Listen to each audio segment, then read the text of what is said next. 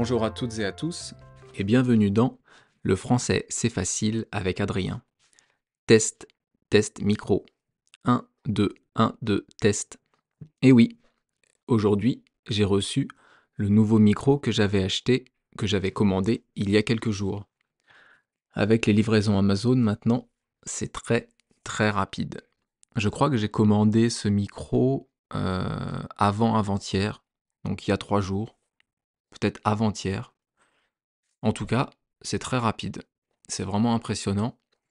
J'ai commandé ce micro et j'ai commandé un adaptateur micro USB parce que sur les MacBook maintenant, sur les MacBook Pro, il n'y a plus de port USB.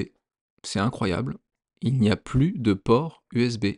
Il n'y a que des ports micro USB. Donc avec ce nouveau micro de la marque Blue Yeti, je crois, Blue ou Blue Yeti, j'espère que vous entendez moins l'écho derrière moi et moins la réverb. J'espère que vous m'entendez mieux. Et micro, ce qui est marrant d'ailleurs, et que vous savez peut-être pas, c'est que micro, c'est un mot raccourci. Le mot de base et le vrai mot de micro, c'est microphone. Et en français, il y en a plein des mots comme ça.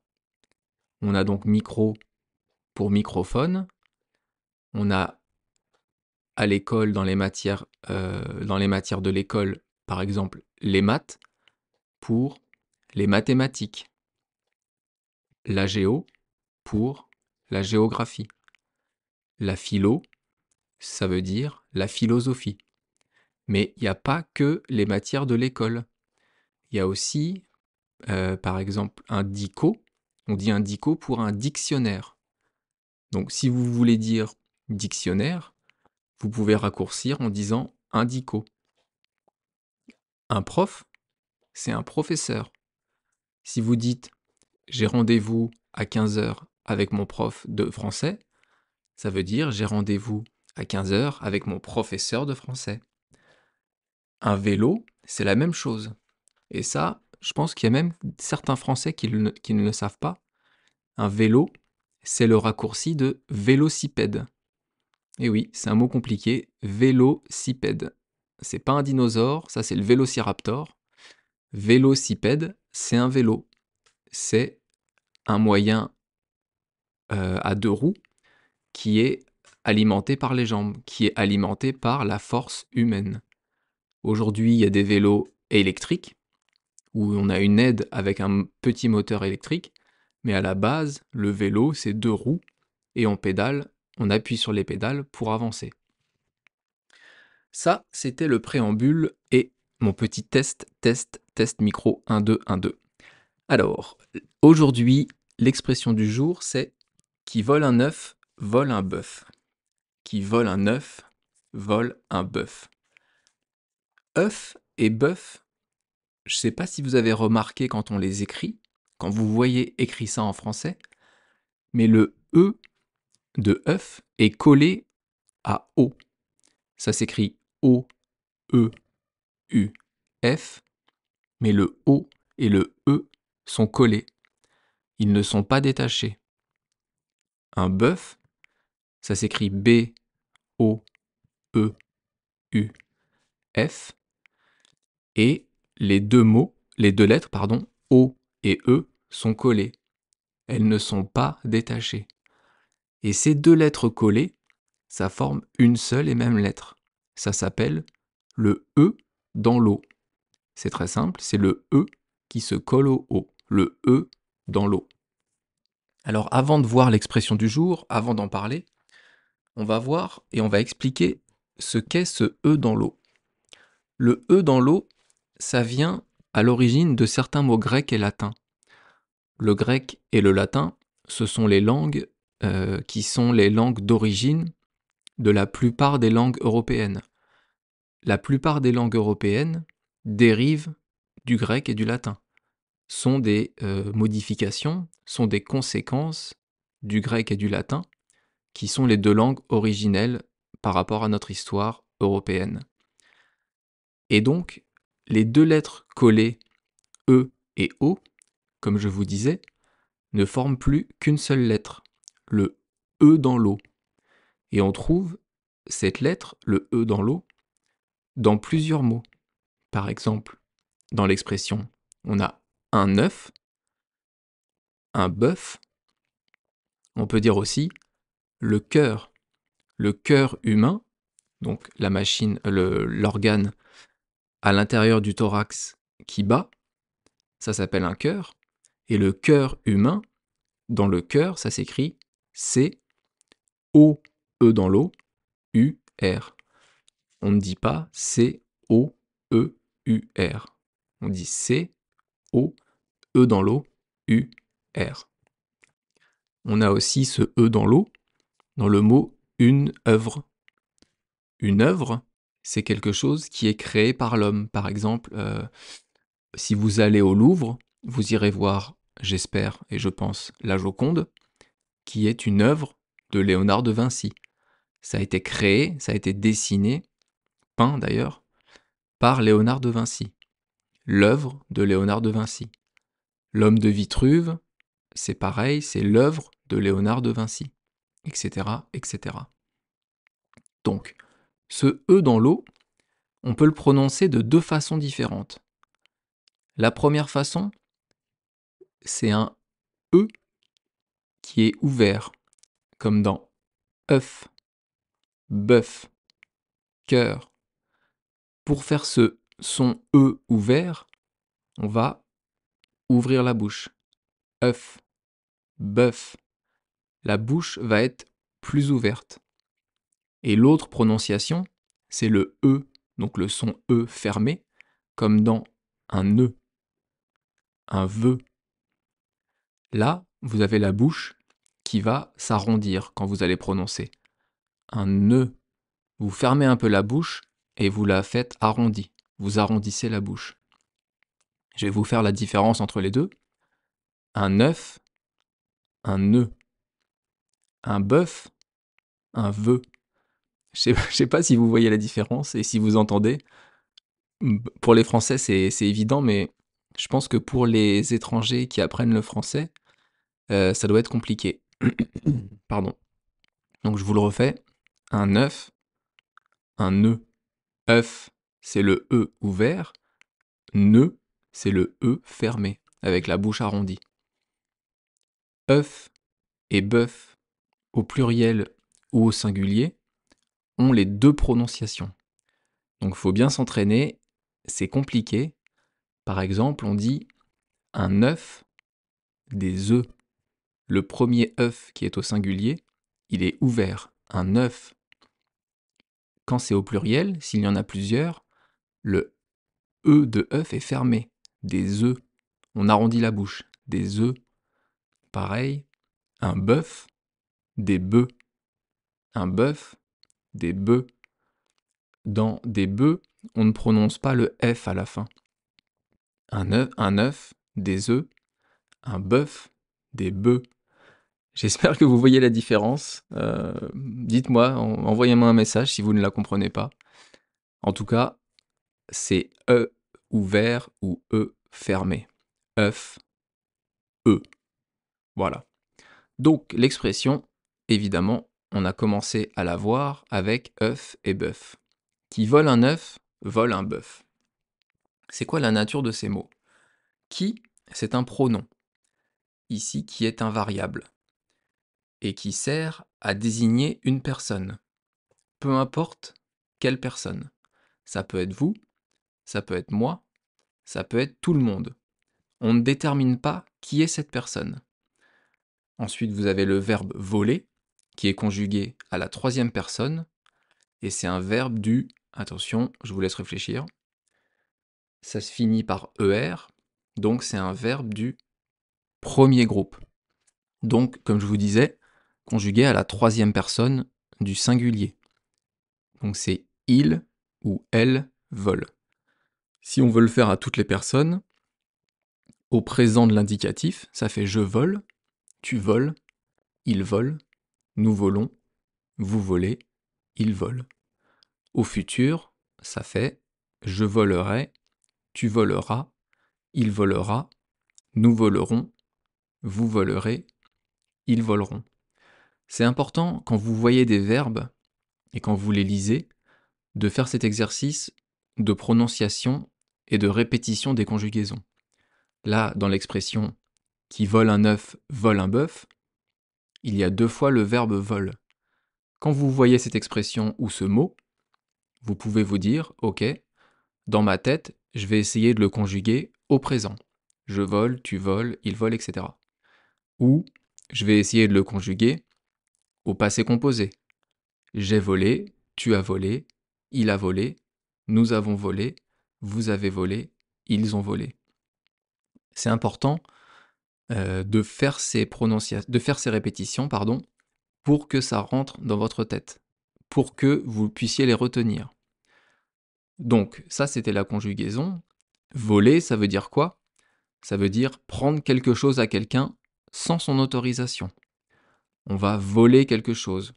On va lui prendre, comme les pickpockets dans les grandes villes ou à Paris. Ils vous volent et vous ne vous en rendez pas compte.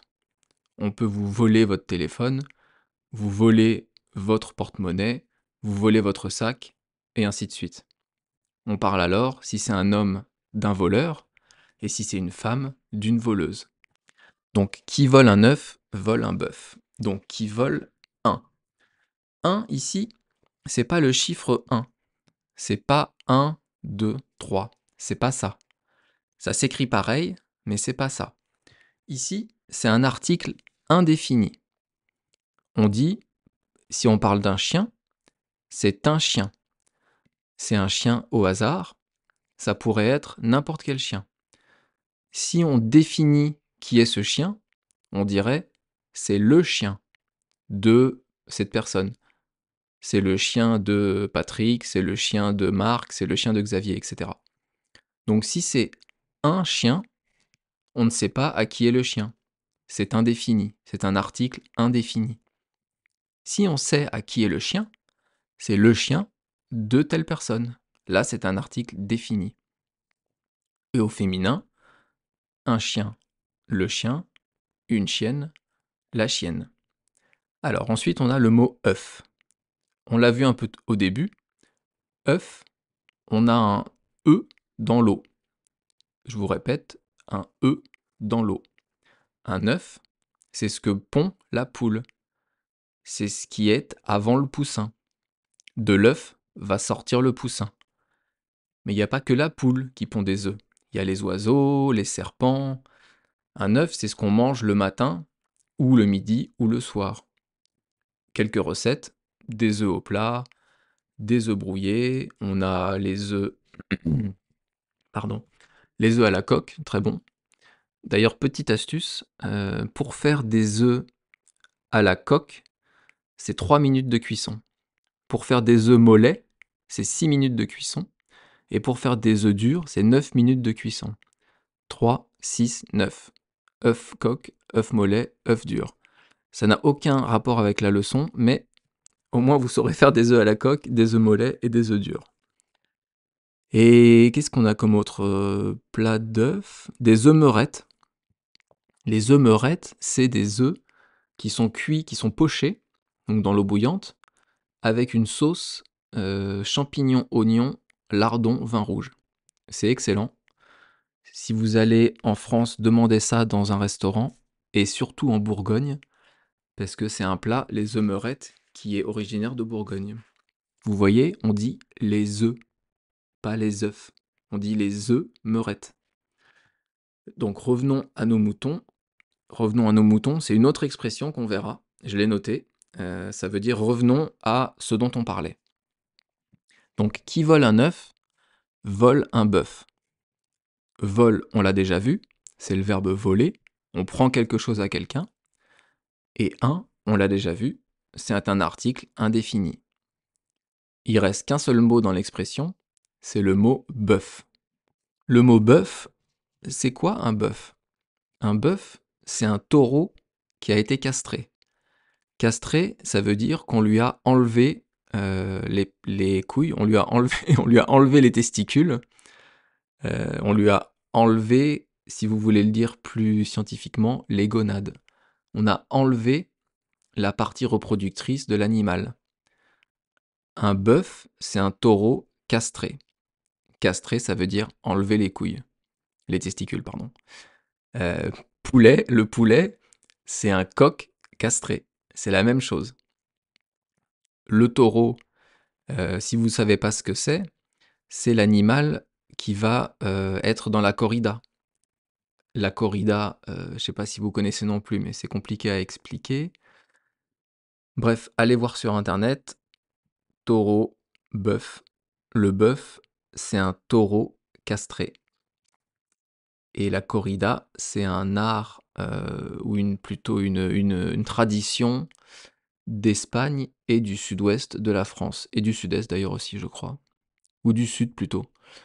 Du sud vers Perpignan, Montpellier. Bon, les fans de la corrida me pardonneront mon inculture. Donc, qui vole un œuf, vole un bœuf. Qu'est-ce que ça veut dire cette expression et c'est quoi le sens? Le sens de cette expression, c'est que voler une petite chose, comme un œuf, vous amènera toujours, ou très souvent, à voler quelque chose de plus grand, comme un bœuf. Ça existe pour des choses concrètes, ça veut dire que si vous commencez à voler un jour, il se peut que vous continuiez à voler et que vous soyez toujours un voleur. Mais cette expression, elle ne marche pas que pour les choses concrètes. Elle marche aussi pour les choses abstraites. Un mensonge, si vous commencez à mentir, il se peut que vous mentiez après tout le temps, ou vous mentiez de plus en plus. Un petit mensonge amènera à un grand mensonge. Qui vole un œuf, vole un bœuf. Je vous donne quelques exemples. Vous êtes petit garçon, ou vous avez un enfant, un petit garçon, et ce petit garçon, il va voler, il va prendre un bonbon dans le sac de bonbons de son frère. La mère qui le voit pourra dire au petit garçon « Attention, qui vole un œuf, vole un bœuf ». Ça veut dire que ce garçon qui a volé un bonbon pourra être tenté d'en prendre 1, 2, 3 et de voler tout le sac, et donc de devenir un vrai voleur. C'est l'expression « qui vole un œuf, vole un bœuf ». À l'école, quand vous étiez enfant, je me demande si vous avez déjà triché. Moi, personnellement, évidemment, j'ai déjà triché. Mais je ne suis pas devenu un tricheur pour autant. Alors, donc, vous avez triché à l'école sur une question. Une petite question. Facile. Vous saviez pas, vous n'aviez pas la réponse. Vous avez triché sur une question. Vous le dites à votre père, et votre père aurait pu vous répondre « Attention, qui vole un œuf, vole un bœuf ». Ça veut dire que vous pourriez être amené à tricher sur d'autres questions plus importantes. Vous pourriez être entraîné sur une pente glissante, sur une pente que vous ne voudriez pas prendre. Vous ne voudriez pas devenir un vrai tricheur. Alors d'où vient cette expression?